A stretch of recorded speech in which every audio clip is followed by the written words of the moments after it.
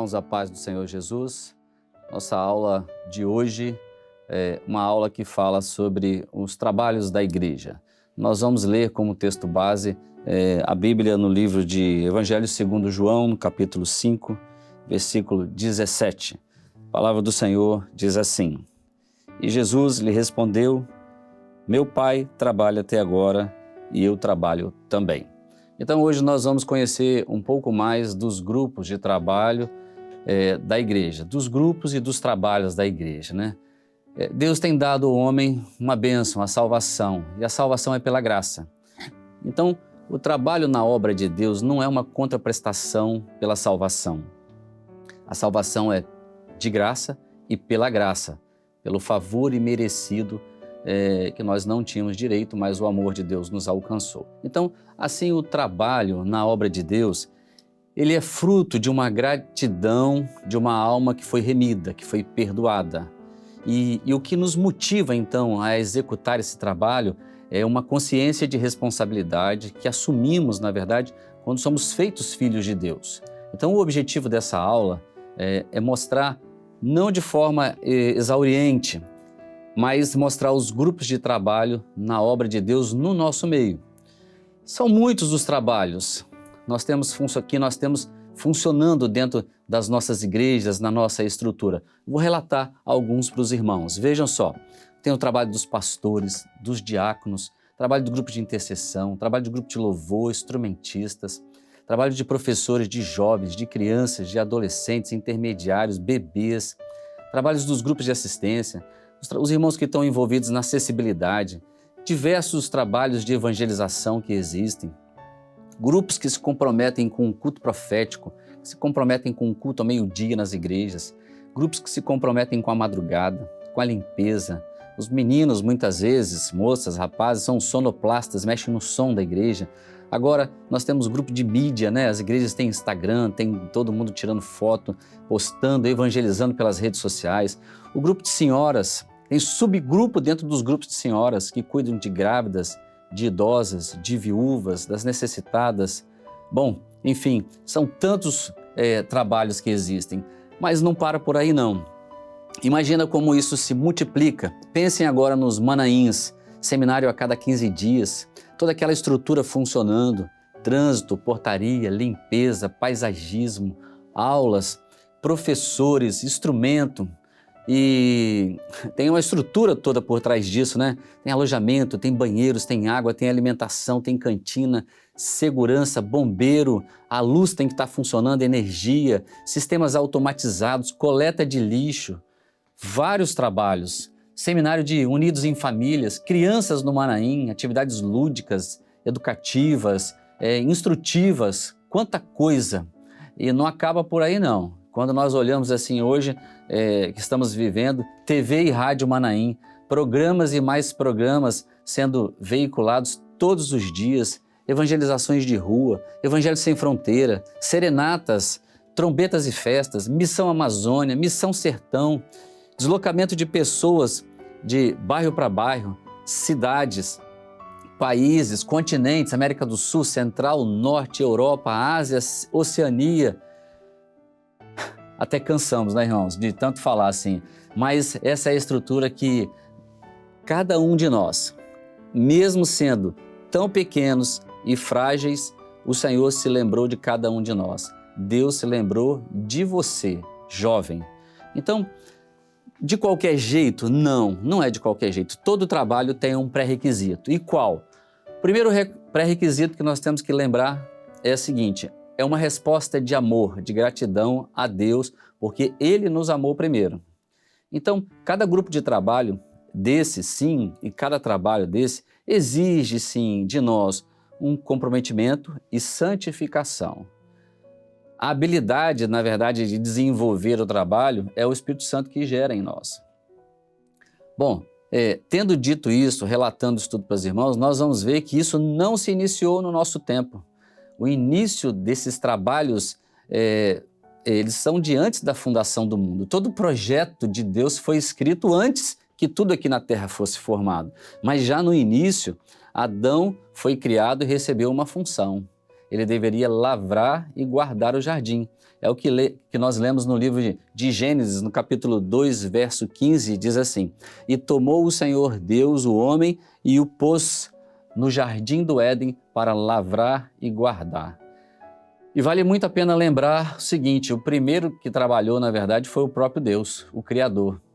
Gênesis 1:3 disse assim: E disse Deus, haja luz, e houve luz. E ali começa uma sequência de trabalho, 6 dias Deus trabalhando para no 7º dia ele descansar. Nós vamos fazer um relato breve para os irmãos entenderem e chegarmos até o nosso tempo. Então olha só, Adão trabalhou, Noé trabalhou na construção de uma arca para a salvação da sua casa.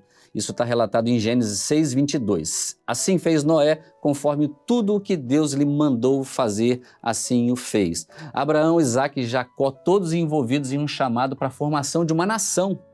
Moisés, depois, envolvido no resgate dessa nação. Vale aqui a gente lembrar em Deuteronômio 6, um chamado para dentro de casa, para os pais. Existe esse trabalho também. Deuteronômio 6, 6 e 7 diz assim: E estas palavras que hoje te ordeno estarão no teu coração, e as ensinarás a teus filhos, e delas falarás, assentado em tua casa, e andando pelo caminho, e deitando-te e levantando-te. A casa, uma observação aqui fazer para os jovens, a casa é um lugar de descanso, é verdade, mas o lar, na verdade, é um lugar de muito trabalho, viu, irmãos? Mas vamos continuar a sequência. Arão e sua família envolvidos no sacerdócio, de acordo com Êxodo 28:1, o texto diz assim: E tu fazes chegar a ti teu irmão Arão e os seus filhos com ele no meio dos filhos de Israel para administrarem o ofício sacerdotal, a saber, Arão, Nadab, Abiú, Eleazar, Itamar, todos filhos de Arão, todo mundo envolvido, a casa dele envolvido. E na sequência da história do povo de Deus, os juízes foram chamados para julgar o povo e livrar muitas vezes das mãos dos inimigos em redor do povo de Deus. Juízes 2:16 traz um relato: E levantou o Senhor juízes que os livraram das mãos dos que os despojaram. Os reis tinham também um chamado para governar a nação, os generais para lidarem com seus exércitos, os soldados para guerrearem as guerras, os profetas para anunciarem a vontade de Deus, muitas vezes com exemplo entregando a própria vida no serviço. Enfim, meus irmãos, queremos fazer um parênteses maior aqui agora. Chegamos em Jesus Cristo, o Filho de Deus, aquele que deixou o esplendor da sua glória, e conforme está escrito, e o texto básico que nós lemos no começo, João 5:17, vou repetir para os irmãos: E Jesus lhes respondeu, meu Pai trabalha até agora e eu trabalho também. A consumação do projeto foi a cruz, a salvação garantida. Até aqui foi, na verdade, muito trabalho que nós falamos, mas ainda não é o fim, não. A igreja primitiva, lembram as cartas às igrejas da Ásia, escritas por João, uma referência para os irmãos terem. Apocalipse 2:2 diz assim: Eu sei as tuas obras, e o teu trabalho, e a tua paciência, e que não podes sofrer os maus, e puseste à prova os que se dizem ser apóstolos, e não o são, e tu os achastes mentirosos. Depois, mais à frente, meus irmãos, olhando para a história, temos a igreja do pós-reforma protestante, a igreja protestante ali, né? Muito trabalho ainda, evangelístico, e até agora, nos tempos em que estamos vivendo, nós temos os trabalhadores da última hora. Estamos todos aqui envolvidos no ID que Jesus deixou para nós, relatado no livro de Mateus, no capítulo 28:18, diz assim: E chegando-se Jesus falou-lhes dizendo: É-me dado todo o poder no céu e na terra. Portanto, ide e ensinai todas as nações, batizando-os em nome do Pai, do Filho e do Espírito Santo, e ensinando-os a guardar todas as coisas que eu vos tenho mandado. E eis que estou convosco todos os dias, até a consumação dos séculos. Uma outra referência ainda de que Jesus nos incita e manda-nos ir eu vos chamei para que vades e des fruto, e o vosso fruto permaneça. Isso está escrito em João 15:16. Não me escolhestes a vós, não me escolhestes vós a mim, mas eu vos escolhi a vós. E vos nomeei para que vades e des fruto e o vosso fruto permaneça, a fim de que tudo quanto em meu nome perdides ao Pai, Ele vos conceda. Irmãos, nisso tudo temos paz e alegria no Espírito. Sabe o porquê? Está registrado em João 14:18. Jesus disse assim: não vos deixarei órfãos, voltarei para vós. O texto que nós já lemos anteriormente aqui agora diz que Ele estaria conosco todos os dias até a consumação dos séculos. Bom, quero dizer para os irmãos, para os jovens, que até o arrebatamento nós temos muito trabalho, mas nós temos uma alegria no nosso coração, né? Quando Paulo escreve aos Filipenses, ele diz assim: prossigo para o alvo, pelo prêmio da soberana vocação de Deus em Cristo Jesus. Quando ele escreve também a Timóteo, ele diz que o que resta agora é ser coroado com a coroa de justiça. E eu digo para os irmãos, porque o sangue de Jesus é que nos justificou de todas essas coisas. Tá em Timóteo 4:8, quando ele fala da coroa da justiça, né? O texto: desde agora a coroa da justiça me está guardada, a qual o Senhor, o justo juiz, me dará naquele dia, e não somente a mim, mas também a todos os que amarem a sua vinda. Então veja, meus irmãos, vale aqui ainda fazer uma referência. A graça nos salvou porque Jesus trabalhou. Então fica aqui agora para você, meu jovem, um conselho. Batalhe agora, nesse tempo presente, de fé em fé, para preservar o seu chamado. E eu te digo uma coisa: no seu chamado tem uma função para você no corpo de Cristo. E eu posso até fazer essa pergunta aqui agora para você se perguntar a si próprio: qual é a sua função no corpo de Cristo? Vou te dar mais um conselho: procure seu pastor, diga que quer trabalhar, ele vai te orar, ele vai te orientar quanto ao comportamento, o comportamento que agrada a Deus e faz demonstrar a sua gratidão diante do Pai. Você faz parte de uma obra grandiosa e nós não podemos deixar de entender isso.